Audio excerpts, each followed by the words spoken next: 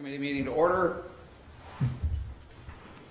All right. So we provided you with some updated sheets since the last Finance Committee meeting a week ago. Basically, the biggest change as far as where we're at for total levy was that we did get our updated general insurance quotes. So that's for like property, workers' comp, errors and omissions, police, all those sort of things. So we went out for competitive quotes on that. And so we did get much better rates through the League of Wisconsin Municipalities Insurance Trust. So with that, we saved about $33,000 on the general fund, so tax levy side, and then we saved an additional another, was it 30 almost 30. Another 30-some in the utility funds as well, as far as overall insurance savings. So it was over 60-some thousand total. And then the other part too is besides that expense savings is that on the revenue side, we did increase the building inspector fees. We did get that third quarter report. So now historically trending, I think we're feeling pretty comfortable with that. We'll at least hit $300,000 in building permit fees next year again. We're already about $320 this year. We were at about $315 last year. The year before that, we were like $500,000. So we feel pretty comfortable with making that change. So with those two changes, it lowers that operating levy increase to 0.72%, so less than a 1% increase in the operating levy. A total levy increase then is at 3.32%, which then equates to that mill rate increase of 0.64%. So with that, you get that summary, which is that kind of color-coded sheet, the smaller one. That'll kind of show you that. For comparison, last year our mill rate increase was about 1.5%.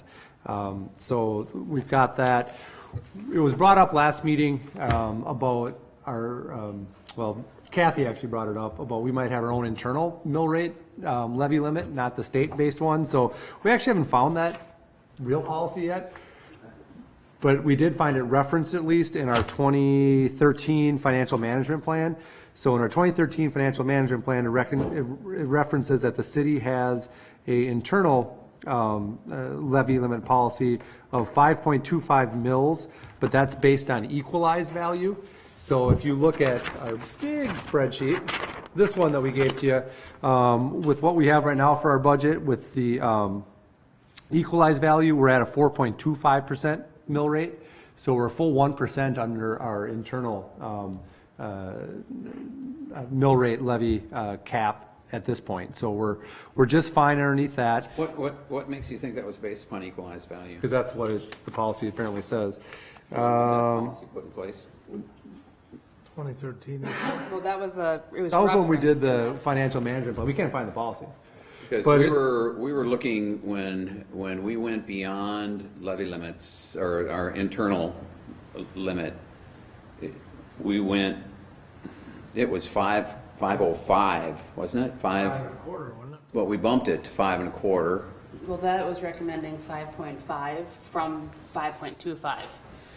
And we did that again because based upon EMS, what we had to do, we had to blow way past. But I think it was originally, 2 years ago, it was like 5.05, and that was not based upon equalized value. That equalized value never came into that discussion. I don't remember anything about Well, equalized value. Yeah. If we had been talking equalized value for purposes of our internal, we would never have had to increase from 505 to 5.25. And then last year, I think we went to, I don't even know if we actually put another one in place after the 5.25 because we blew right by that again. So my recollection is that we were not, now for purposes of the policy, that might be right, but for purposes of our discussions over the last 2 years in budgeting, we were not referencing equalized value. Okay. I don't know. And like I said, our part is we can't actually find the written policy on it. All we found was the reference to it in the 2013 financial management plan, which just talked about the equalized value allows the city to maintain their policy of 5.25 mils. So we're working on trying to find it. We're going to work on some other policy things too. But So we actually operating under false pretense or false numbers? Well, I wouldn't say numbers, but a false cap, probably. Yeah. Yeah, But this is a policy, not an ordinance, so. right. Well, correct. I mean, technically, it's our own internal policy. The state levy limit is the one where if you look on the big sheet here, basically, our levy limit total is at basically 9.6 million. We're coming in at about 9 million, so we're 5.9 million, or 590,000 roughly under what our actual state mandated levy limit is. And then if you convert that levy limit down to mill rates, our levy limit mill rate's 5.73, but we're at 5.38. I don't know how important this is, but I believe we voted to go beyond the 5.05 Yeah. 2 years ago. We actually voted on We that, did. We felt we had to. right? Because it was a policy that we had in place. Now, last year, I don't know that and I think we put it at 5.25 at that point. But last year, I don't know if we actually set one. I think we just said No. we're going to, We didn't set. we're going to increase it in order to handle any anticipated increase in EMS cost. Well, and that's just it. It's kind of confusing because if you're actually just doing it on the assessed values, I mean, you haven't been, if 5.05 was the limit, I mean, you went over that back in 2017. And then if it went to 5.25, that went over in 2018. Right. So, I mean, if it's not those equalized, I think it's something we need to revisit then as a policy, once we can figure out what the policy really is and what it looks like. Yeah. Because we should probably revisit it and talk about, do we want that to be equalized or not, if we just want it to be regular assessed, which is fine as well. But then let's pick a realistic number, since, we haven't been close to that in 5 years now. We were looking at our total levy capacity at 5.1, what did it go down to last year, 5.58? Yes. So, and that's what we were looking at when we were referencing those numbers for our mill rate. We were looking at that total cap that we had and how close we could get to it. And so we were referencing something other than equalized value. There's no doubt in my mind. Yeah. And that could be. I think we just got to find the policy so we can update it internally and figure out what we want to do with it. Set something realistic at least. Yeah. Because we're just, if it's on the assessed value, obviously we're not there. I mean, we're under the 5.5, if that's what it is, but we're above 5.25. Now, have you worked with levy limits before? Yep. Minnesota have them? Yep. Not anymore, but they did. Yeah. They had them for a while. Okay. In your experience, like, how close are we to where you were at? Or? Yeah. So in Minnesota, they were pretty strict when they came with those levy limits. So basically, everybody levied up to their limit. It was also you also basically got punished for going under it, anyways. Okay. Yep. So based on the formula, if you went under it, the next year, it's not like you got an extra cushion based on what your limit was the year before. Your new limit was based off what you levied that year then. So it was just a setup where it just encouraged you to go to your max. It was Use it or lose it. It was just all it was. Well, I know that to some extent that was true over here because of what happened with the town and the village. They got punished for staying below it to the extent now that I believe they're both still at levy limits, And I don't know if you caught this, but the town of Hudson for the very first time had to borrow money because they were at levy limits, and they did a referendum for road repair and it was turned down. And I think they're borrowing again this year. We made decisions based on the wrong numbers then. Well, not necessarily, because you still have that state cap, and we were looking at that. Yeah. Well, so I think big picture when you look at it, I mean, so right now we're basically $588,000 under what we technically could be levying. So that's a good cushion. So if an issue comes up in the future years where we're not budgeting for it now, but honestly, if we were still doing the ambulance, I mean, we'd only be at about 200 and some thousand. Right. I mean, low 200s, under 250. That would scare me to be that close, because that doesn't give us much wiggle room in case something does come up where we're going to need to raise our levy for ongoing operating expenses, whatever those could be. I feel pretty comfortable with the 588 as a good cushion, at least, that we have some room in case as things happen, we can add staff, we can increase funding for roads, we can do a lot of things within our levy limits still. So it's what, 5.5% cushion? Pretty good sized cushion. So it's over a 5% cushion of what we're kind of levying now. So we do have that room to be flexible in the future for, like I said, personnel costs, increased infrastructure maintenance costs, whatever it might be. On top of that, we also are in a good position with our general fund reserves. I mean, yes, we're going to be using some of those towards the fire hall, but we're still in a good position with those. We have a strong balance in our capital fund. I mean, we're still working through what exactly that number is as we work through a few things, but we have almost $1 million in our capital fund to be used for kind of equipment purchases, things like that we may need to do. That's the fund we've been taking things out of, like the pre-engineering studies for things like that. We have a healthy fund balance in there. So we have a healthy fund balance in our health insurance fund from the refunds we've been getting for that. That'll help us in the future for increased health insurance costs if they come. So the good news is that we have all these cushions that are kind of worked in there. So I have a good comfort level that if something unexpected comes up, if it's an ongoing cost, we have room within our levy limit to deal with it.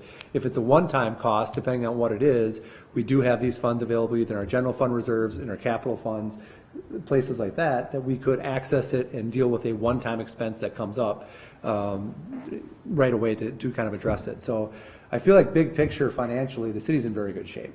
I think historically the council has done a very good job in making sure that we, stay underneath our levy limits at a reasonable amount to take into account any unexpected things that could happen, but also putting money aside in our various funds that we have that cushion in case something does occur unexpectedly that we can pay for it. So I think with all this, I think we're in a really good position, moving forward financially. Now, obviously, if the economy changes and we see that our growth really slows down, that can affect things. That's going to change some things. We'd have to make some different decisions. But at this point, with the amount of projects that Mike, who's not here, has been bringing forward. Mike's not feeling well tonight; he couldn't make it. But yeah, he keeps seeing and bringing forward, and that are hopefully at some point going to happen still. I think we should still see that strong growth continue. One of our biggest changes really that we saw was an equalized value.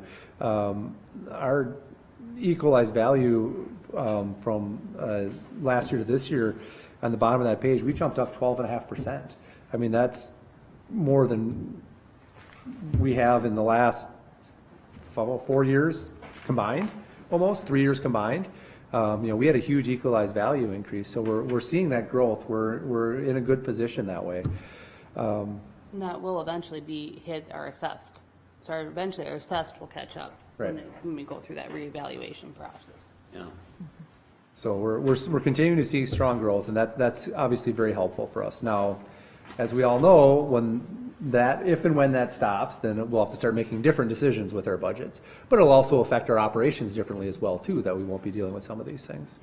But I think big picture financially overall with this, we still have left ourselves a fairly comfortable cushion within the levy limits. Obviously more is better, but almost 600,000 is a big number to address things.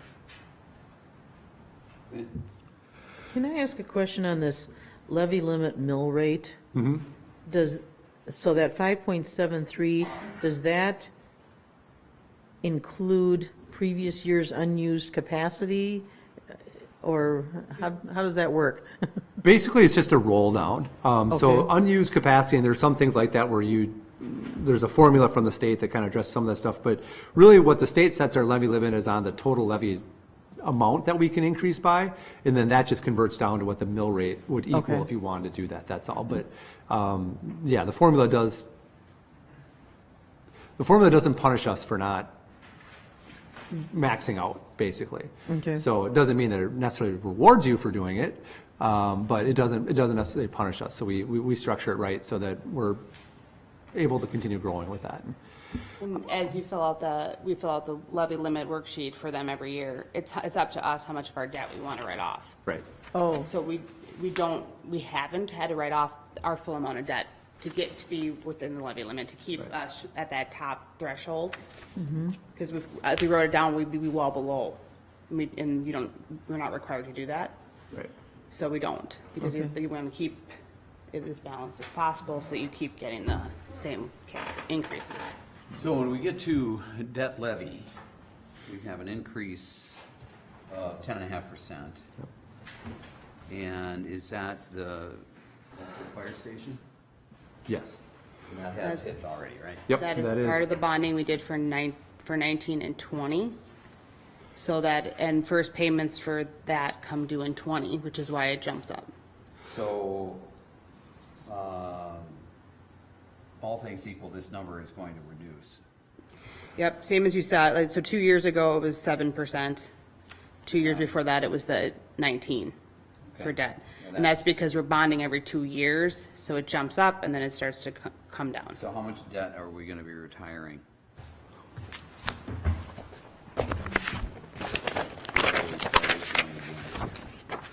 So right now, we'll have a round coming off, we'll have a 2011 bond coming off, or a note coming off, I should say, in 2021 is our next one that comes off. How much is that? 410,000, but I'm not exactly sure what the, what the actual amount we levy for it is. But that's the amount of the note remaining. So that'll come off in 2021. Then after that, the next one doesn't come off again until 2023, which is another promissory note that we issued. So we have kind of a graduating scale as they kind of slowly roll off. But I think obviously the biggest one for us now is that basically $6 million in bonds that went for mostly the fire station project, really. That's our big one. So we've got to be very cognizant of this, because in the future now, in the not too distant future, we've got 11th Street that we're, Well, hopefully it can offset by grants, however that Right. figures out, either matching or, is that gonna be Percentage. significant enough to have to bond for? yeah, well, Do you have a price tag on that yet? it was around 2 million. And grants, are you thinking what, like maybe 50% or? The 90-10. 90-10 for that LS grant. Which would be huge. They're 90% to our 10%? Yep. What project is this? 11th Street Bridge. Oh, the 11th Street Expanding Bridge. that wider. Oh, yeah. And so are we pretty likely to get that, Mike? Let's hope so. We do our best. 90-10? The dollar amount for that one rolling off is 416,000. Pardon me? The tax levy amount for that one that's rolling off in 2020 is at 416,000. Okay. Yep. So, and then, again, when, in talking with the state, in order to get that interchange done, that's 30 million, half of that's ours. Unless we can do something there, that's a $15 million project for us. Carmichael, anything that we're gonna have to levy for? That's an 80-20 grant Okay. if we did an STP or Cost on that? 12.5. No. Total project cost, so then 20% of that. Wow. And that's from where to where? Basically Cooley all the way up to the middle school. Okay.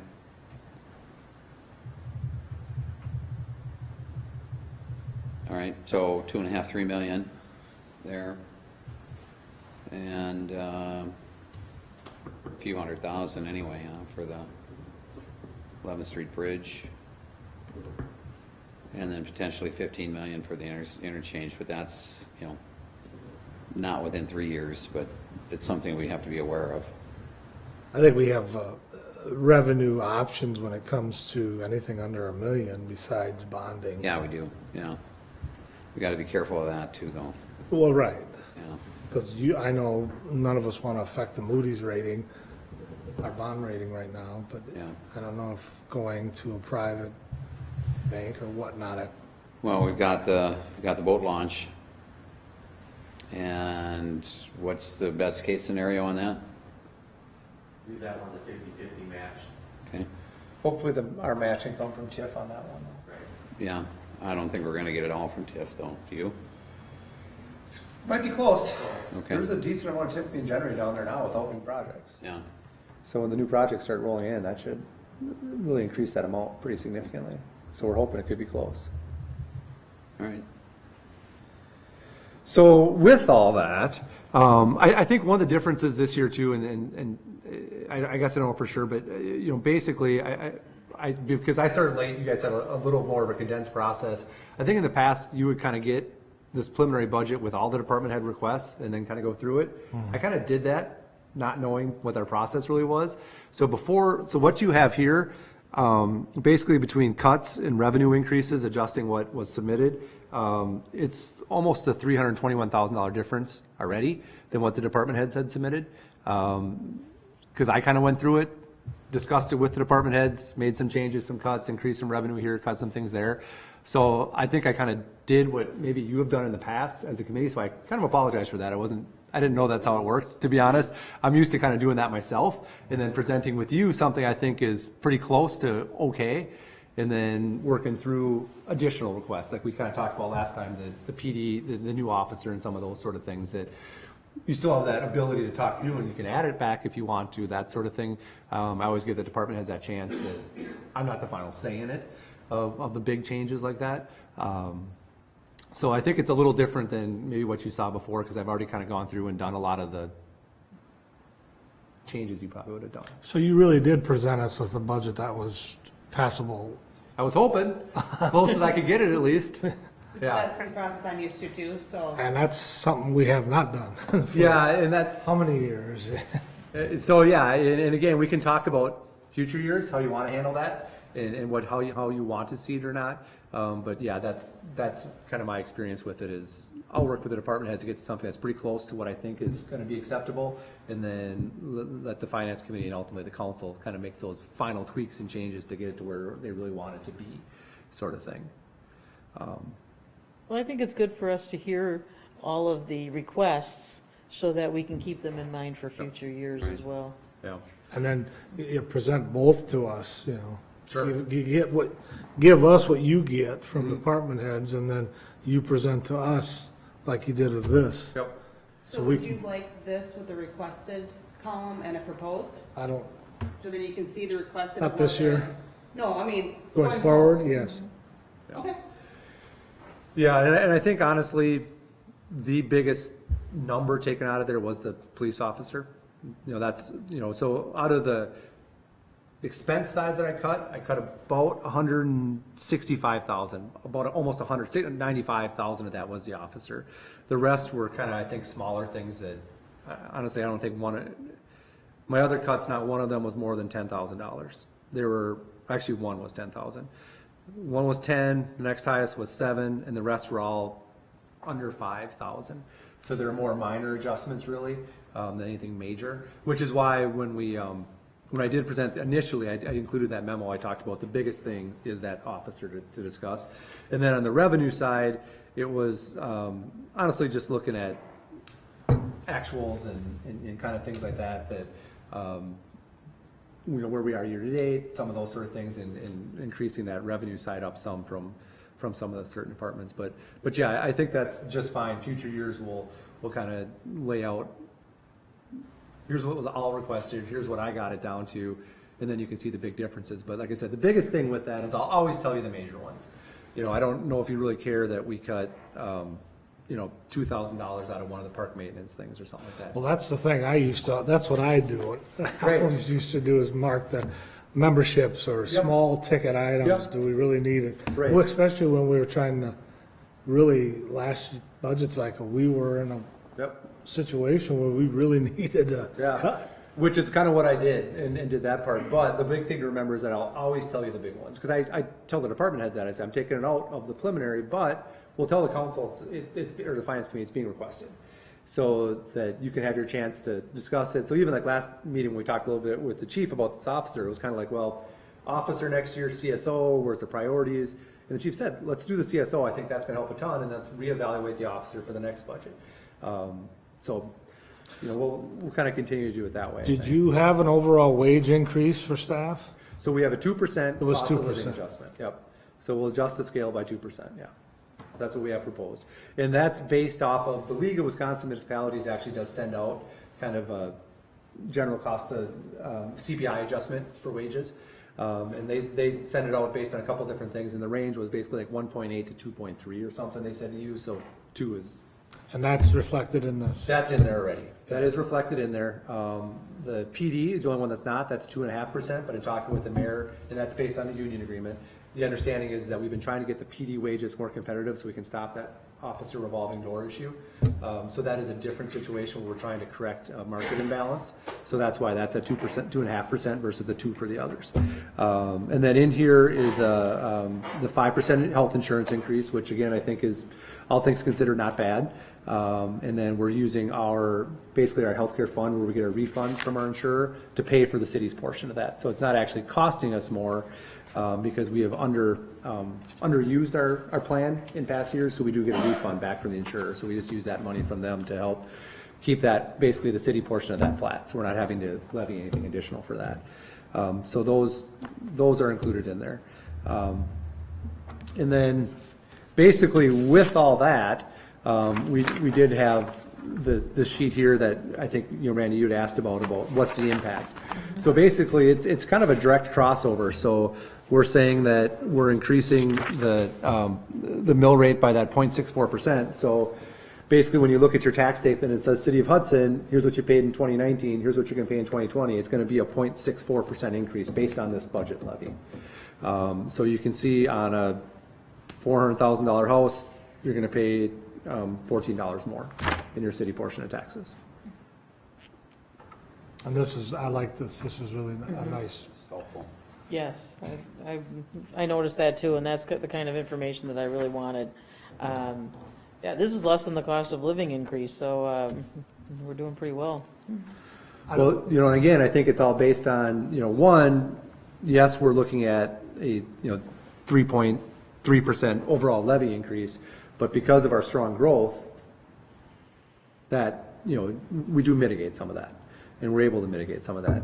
Now, clearly, like I said before, if the growth stops, that 3.3 starts to turn into a almost direct 3.3% increase on people's taxes. That's when we have to start getting real creative about how we can do things. But for now, we have to understand too that growth causes increase in expenses as well. As the city grows, we do have more issues with public works and parks that we need to maintain. The police department has a way more responsibility. Fire has more responsibility. So we're seeing that those increases that are happening. But that's what's supposed to happen, is that growth is supposed to help mitigate those cost increases, and it is. So we're addressing it that way. What you want to do for conversation, but jumping to public works, I really would like to see us across the board increase the starting wages for seasonal, full-time, and part-time for mowing operations and everything, and whatever seasonal help you have, because we're falling behind when we're not getting the quality candidates. Yeah. The parks are not getting cut in timely manner. And I don't know the magic answer to that, but What's the wage? Starting wage is $11 an hour Okay. for a seasonal help. What do you think you need in order to attract enough people? I've talked to staff internally. I almost want to go towards, this is for next year, hiring a full-time person to basically just maintain parks and supervise the park maintenance crews to stay on top of things. don't you have JJ doing that? JJ's running around putting out fires with events and irrigation fixes and everything. So you need, yeah, but he needs help too, needs so. help too, right? But that's something that internally we're gonna look at using the budget that we have prepared to raise the starting level. Instead of getting 8 seasonals, that aren't fitting the bill, maybe condensing it down to 5 or 6, raising the wage and getting some good people in here type thing. So, It'll reduce turnover, it'll reduce, a lot of those costs that are associated. I understand that. Yeah. And they're nice jobs. People get to work outside. yeah, What's public utilities paying for their seasonal help, do you know? I don't know.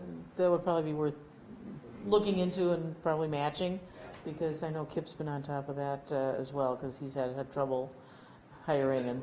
That $11 wage is new, it's been low. Everybody's having a hard time hiring now. It's not, you know, and I'm not trying to minimize the effect of an $11 an hour wage, but, I mean, even at 14, 15 out there right now, people are having a hard time hiring.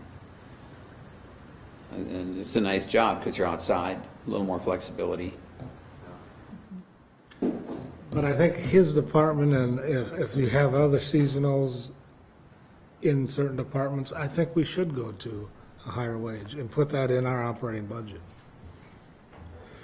So what you have in there right now is still at the $11 an hour? You want to put that in now? I would like to see that now for this, starting this cycle. You came through the door wanting to cut. Yeah. But I'm hearing stuff that's, apparently he's cut already. So all my stuff is moot point. Randy, instead of doing that, my recommendation would be, in next year's capital improvement plan, we have a couple of mowers that have the wing drop down, so we can cover more ground. Let's give that a chance and see what that difference makes for next year. If we're still behind, then let's look at maybe, you know, raising the. So how many positions do you have available this summer? We take anybody who comes through the door. So we have basically for like park seasonals, we range anywhere from 8 to 12. Like I said, it's tough finding kids. 8 to 12 openings or 8 to 12 hires? 8 to 12 hires. How many openings? Every year? Well, I mean, are you filling your openings with the people that are coming in? No. So you could do more than that technically. You could take more than 12 if you could. And So, that includes, you know, lawnmowers, weed whippers, people are doing the rounds, cleaning the bathrooms, setting up stands, so on and so forth. Is that lifeguards too at the? No, that doesn't. That's different. That doesn't include. Are those- Because we have an additional like 6 to 8 lifeguards. Okay. are those seasonal employees, are they seasonal full-time or seasonal part-time? Seasonal full-time, they can put up to 40 hours a week. Okay, and are they? For the most part, yeah. Okay. No. No, they cap at a certain hour, I don't remember what it is offhand, but they can't go over that Yep. cap of hours for the season. Right. Yeah. When do you expect to get those wider mowers in? In time for next summer? Okay. So would that be okay then? Give them a shot, get through the summer with some new stuff, and then we'll bring back some. Never had a department head said no, but okay. I don't know, I found they were all pretty good What to the work heck? with when I cut stuff. I think it's gonna make, we demoed one, and like I said, it dramatically reduced our work times, dramatically, Okay. with one unit. So, we had to demo it for the weekend. Last chance. Going. Let's rerun it next year. Yeah. All right. Well, do you need the increase though for with the wages to bring people in? I'll talk to Aaron tomorrow. Okay.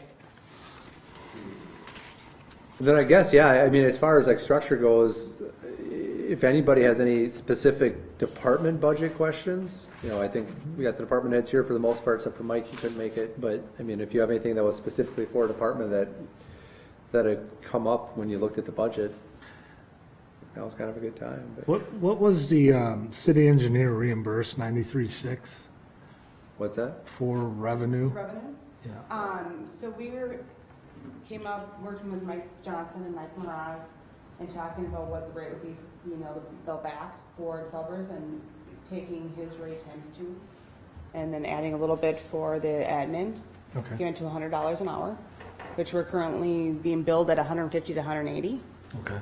And that was only putting in at half his time being billed back out, which it may be maybe higher than that. It's just, this is the first year. Sure. And we figured safely that between our own street projects where he's working on, that would be billed to the projects, and we would come into that revenue then, and also out to the private developers that he's doing work on, that we're safe to easily say probably at least half his time is gonna be spent that way. Okay, thanks. All right, anything else? Well, yeah.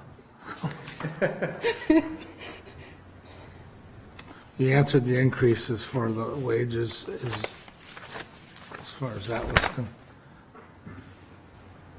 No, what are you looking for in a Well, I'm just wondering, Jeff got all dressed up. And, All right, we need to grill him. you want to say, Jeff, or, okay. I'm still waiting on, and Brian, I'm glad that you said that Amazon cards cannot be bought at public expense. So that's everybody, it's on their own dime.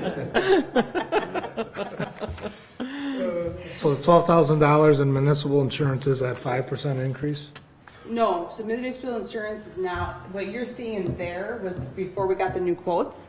We didn't update that whole thing for you. It was just too much to reprint. That's fine. So we're actually seeing the decrease. So overall, we decreased our municipal insurance by $60,000. Okay. And that's included with the utilities as well, but our general fund, our levy portion was over 30,000 decrease. Because right now we use a combination of Travelers and a bunch of other agencies, and we went out and got a competitive quote to that with the League of Wisconsin Municipalities Insurance Trust. And actually with that quote, not only are we saving the $60,000, it's actually better coverage across the board. Better limits, a lot less risk to the city for things. Especially auto. It's really nice, yeah, especially auto and things. It went from value to replacement and things like that. So we ended up with much better coverage with it. So we're real happy with it. Now, if the league comes back in 2021 with a huge increase, then we'll go back out again and get competitive quotes. But as long as we keep everybody on their toes with quotes, we should be fine that way. Okay. So some areas between the lines went up and other ones went way down. So when you see it at the next, we'll get it reprinted with it updated for the next time. But like in Jeff's budget next year, the line for police, it went up 7,000. But our auto got cut in almost half. Public officials went up, but public liability went down. So in the end, we came out at a net of 33,000, I think 215 or something like that for just the general fund. Can we ask Jeff your questions about some vehicle purchases? Do you need 2 a year, or can you do with one?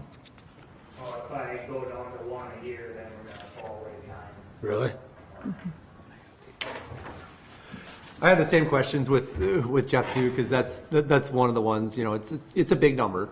But yeah, in looking at our schedule and where we have been in the past versus It's where been we are worse, now, you know that. we want to stay at least for the foreseeable future that 2 vehicles a year. We are going to talk about looking at leasing options. I mean, we're going to look at other things as well to try to make sure that that's always the most competitive and best way to do it is the purchase. Right now it is. If it turns out that at some point leasing turns out better, then we'll move to that. But right now the purchasing of 2 a year at that 90,000 with all the equipment and everything makes the most sense. And it does make the most sense to include that in our tax levy since it's already there. It's one of those things where technically it's a capital, so we could look at doing it in our capital improvement plan, but then doing the notes for it. But it's a big number to pay interest on if we don't need to. They're fairly short term with the turnover, so you hate to put that on a note that's going to be out there for 10 years when we're turning these vehicles over a lot sooner than 10 years, hopefully. I just think it's we'll see. So we'll for now, I think it's the best way to keep doing it. I talked to Jeff about it, and he explained it, and I had the very same question, and I feel comfortable with it, at least at where we're at for now. A few Always years back, we've always done it 2 years every year, and then we went to 1 because we were saving money. Same with Public Works, you lost quite a bit of money. Yeah. So did Public Works. At the same time, and then we had no fuel cars. So that seems to make sense, the way we're doing it, for the PD vehicles and for the Public Works vehicles as well, as we look through that list of what we had. And most of those are in the CIP, but still. And the dive team is all set, that's okay with how you, I worked with Jeff on that one to make sure what he thought he needed for wages and for other information. And we'll assign it its own code so it stays in its own little department there okay. as a subset of his budget. Well, if we can't get any thinner, then I guess that we could move to approve something. I cut it pretty good, to be honest, and the department heads are good about it, though. I honestly, and we talked through it with everybody, and I don't know where else. I mean, obviously, we can always cut more. I mean, you always can, but at a certain point, when we start doing that, we will start affecting some things, so we want to make sure we can explain that to you. But at this point, I feel very comfortable with it. I think it's a reasonable increase. Honestly, a lot of the increase is really based on one major project. And it's a project we needed. And hopefully we won't have any more real major projects like that moving forward now for a little while, facility-wise. You're fine. Well, I'll go back to you though, Mike, because your mowing operations budget back in 2017 was almost 16,000 and it's cut down to 7,600.